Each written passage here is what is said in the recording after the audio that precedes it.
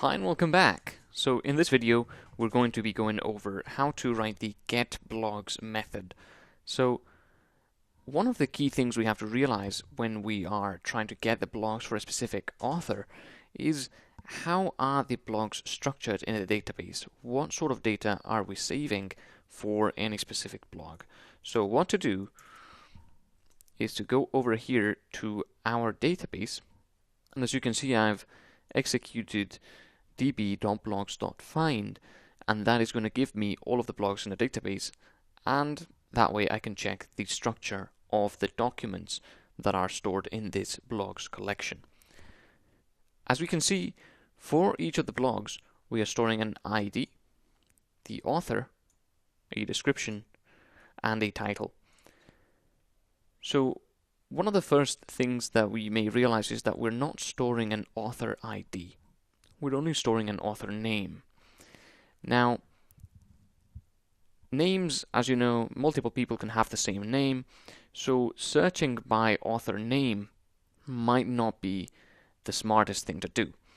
So in order to fix that, we're going to have to go back into our blog model and make sure that we're saving the author ID as well as the blog ID and the author name. That way, we'll be able to search through by author ID. So the first thing to do is go into our blog model, and here as we can see we've got author, title, description, and underscore ID.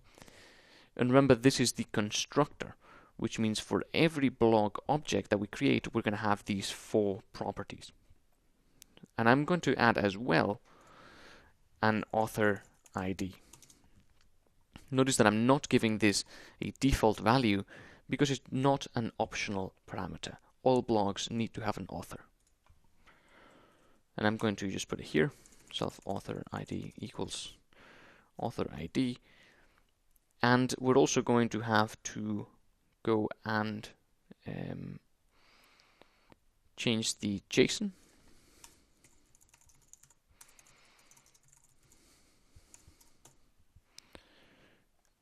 And that is pretty much it. However, the only way to search for blogs right now through this model is with this fromMongo method. This fromMongo method takes in the blog ID and then finds one blog with that underscore ID. We want to create another method that will allow us to search by author ID.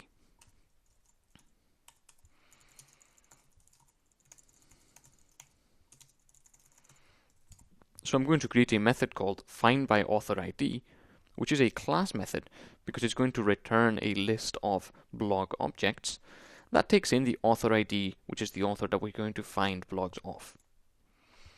And then we're going to say blogs equals database.find, collection equals blogs, which is the collection we're looking for. We're looking for the data in. And then the query is actually going to be author ID. Sorry, you can't really see that because the mouse is in the way.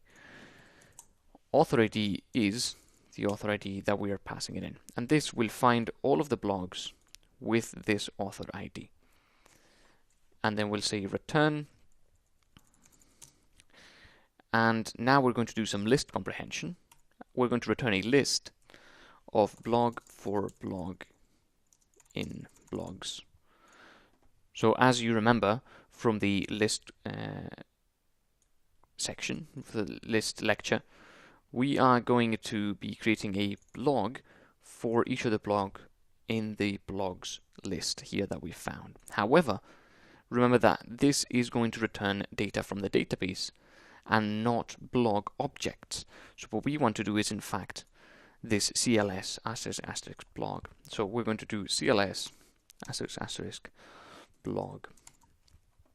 And this will now return a list of blog objects for each of the blogs in this blogs list, which is the data that we found from the database with this specific author ID. And now we've got this way to find blogs by author ID, which means we can go back to our user model and modify this getBlogs method that is, as of yet, initialized, undefined. So what to do is say return blog dot find by author ID self._id. And I'm just going to have to import this.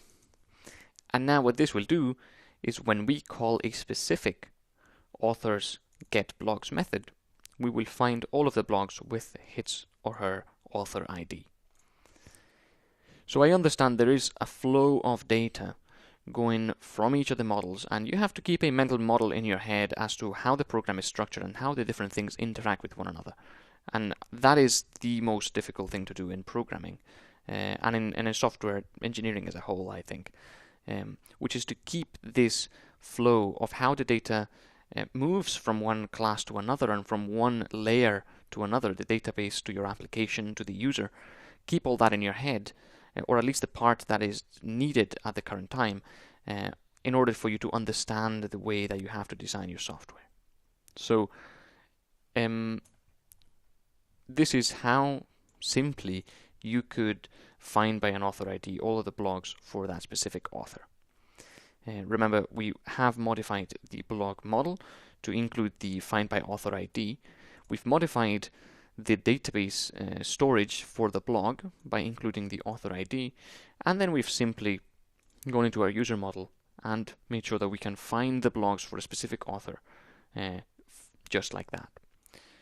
Okay, let's move on to the next video. I'll see you there.